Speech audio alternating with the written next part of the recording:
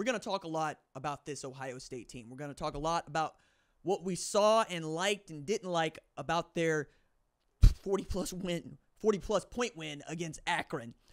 We're going to not like that Akron got on the board first, scoring as many points in the first quarter as Clemson managed to score against Georgia in the entire damn game. We're not going to like that they doubled up the amount of points that Clemson scored over the course of the entire damn game. And we're going to nitpick and we're going to pick apart because we know that this program has spent quite a lot of money to put together this roster, to keep this roster, that 10 of the 11 guys on that defense are going to be eligible for the NFL draft and might get drafted. The only guy on that starting 11 who might not get drafted is Caleb Downs, and that's because he's a true sophomore, and yet the most talented person on that entire defense. We are going to take a look at Will Howard and pick him apart, even though I thought that dude played within the offense, was doing everything you asked him to do. 17 of 28, 228, 3 TDs, no picks. We're going to look at the run game and expect more because it felt like Travion Henderson finally broke away for like a 29-yard run in the second half when the game was already out of reach.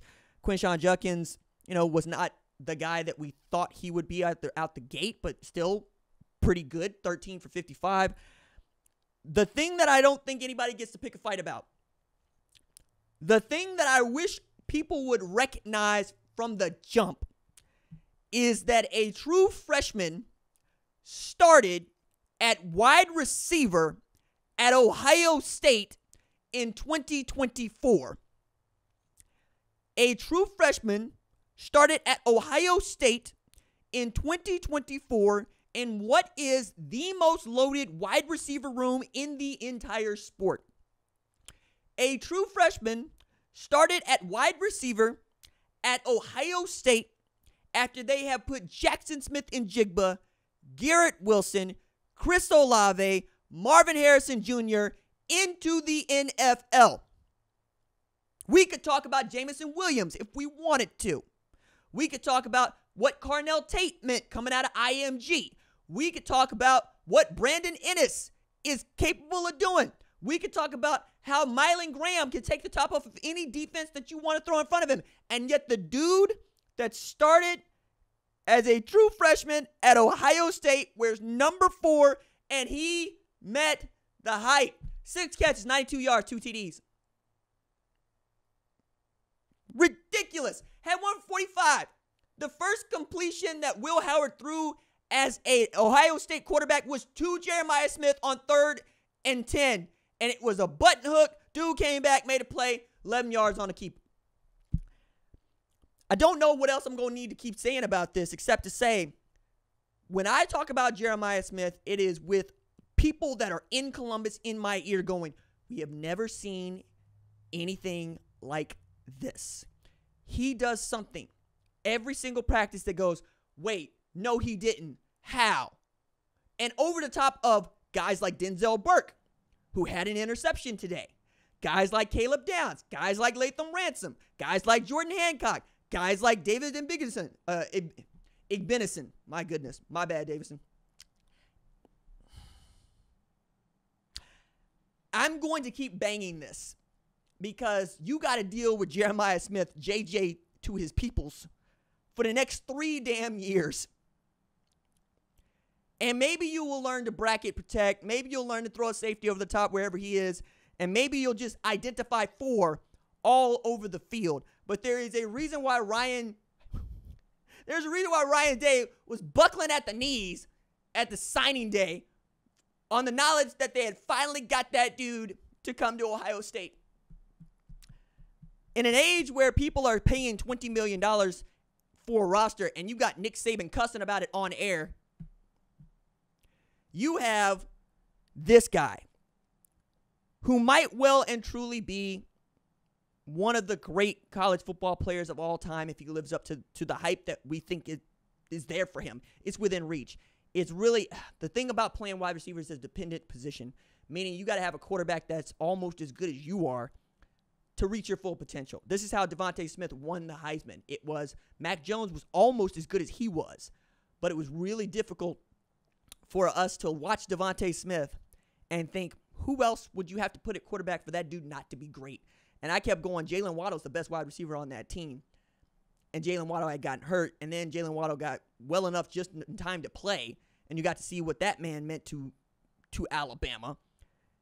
And they got a bunch of those dudes at Ohio State. That's the run they're on right now. But the pressure is so immense. It's so immense that we're going to nitpick a game that was 45-6 with 7 minutes left to play.